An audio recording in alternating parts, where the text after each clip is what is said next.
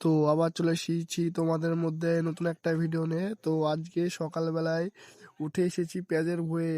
তো পেঁয়াজের ভুঁয়ে এসে দেখি অনেক আগেকার কালাই ছিল, ওই কালাই অনেক বেড়েছে, তো তুলে তুলে ফেলে দিচ্ছি।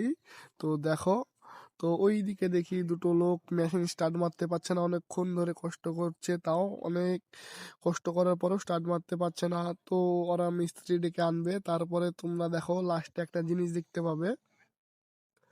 তো এই যে দেখো কত কালাই আছে, অর্ধেকটা নিড়ানো হয়েছে, তোমাদেরকে দেখাচ্ছি। এই যে দেখো আরো অনেকটা বাকি আছে।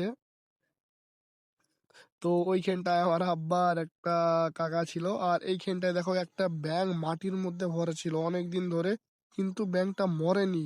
তো আমি মাটি সরিয়ে বের কাছি, তোমরা দেখো। তো ব্যাঙটা প্রায় মাটি সরানো কাজটা হয়ে এসছে, তারপর দেখো মাটি সরানোর পরে ব্যাঙটা কিভাবে লাফিয়ে পালিয়ে যাবে। তো এই ব্যাংকটার নাম যারা জানো তারা কমেন্টে বলবে,